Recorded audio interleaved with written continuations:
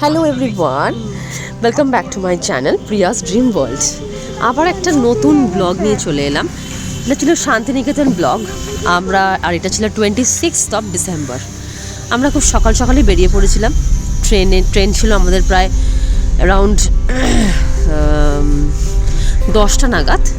তো আমরা বেরিয়ে পড়েছিলাম।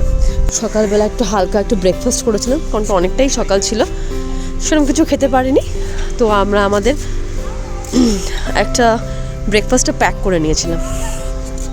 তো বেরিয়ে পড়েছিলাম, এই আমরা যাচ্ছি অন দ্য ওয়ে।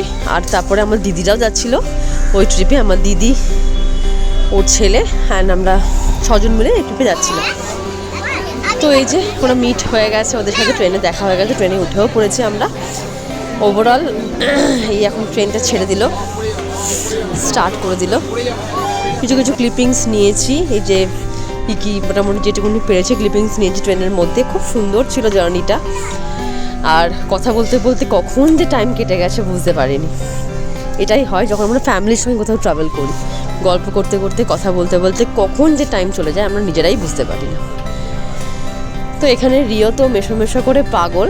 তো আমার দিদির ছেলে মেশোকে খুব ভালোবাসে, তো ফেভারিট ওর মেশো। তো মেশোকে নিয়েই ওর টাইমটা মোটামুটি কেটে গেছে। আর আমার মেয়ে ওদিকে ছিল আমার দিদির কাছে। তারপরে এই যে নেমে গেছি, নেমে আমরা একটা টোটো করেছিলাম, আমাদের হোটেল থেকেই বুকিং ছিল। তো ওটা নিয়ে আমরা চলে গেছিলাম, পৌঁছে গেছিলাম তারপর হোটেলে। খুব টায়ার্ড লাগছিলো, দুপুরে হয়ে গেছিলো। তো আমরা বেশি লেট করিনি, কারণ বাচ্চাগুলোও টায়ার্ড হয়ে পড়ছিল। তো আমরা তাড়াতাড়ি করে পৌঁছে গেছিলাম হোটেলে।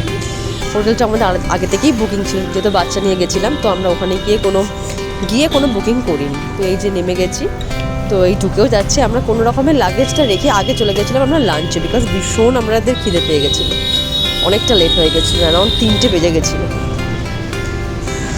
তো লাঞ্চে আমরা চলে গেছিলাম একটা রেস্টুরেন্টে, যেটা কাছেই ছিল। আর ওখানকার খাবার দাবার ফুড কোয়ালিটি নিয়ে আমরা কোনো কথা হবে না, প্রত্যেক দিনই আমরা খুব খুব ভালো খেয়েছি।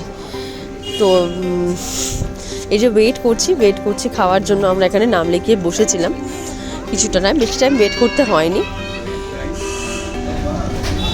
আর খাবার এখানে আমরা প্রথমে থালি দিয়েছিলাম, ভেজ থালি, আর তারপর যে যা অর্ডার করে খেয়েছি, যেমন মাটন, চিকেন, মাছও ছিল, পমফ্রেট ফ্রাই, এভরিথিং, একটা ভাত ডাল, এভরিথিং ওয়াজ ভেরি গুড।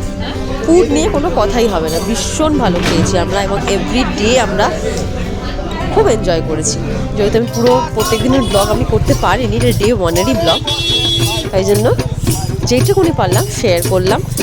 যদি তোমাদের ব্লগে কিছু ভালো লেগে থাকে প্লিজ লাইক কমেন্ট করো, তাহলে বুঝতে পারবো কেমন লেগেছে ব্লগটা, তাহলে আরও কিছু শেয়ার করবো। চলো আজকে এইটুকুনি রাখলাম। অবশ্যই কমেন্ট করে জানিও কেমন লাগলো ব্লগ।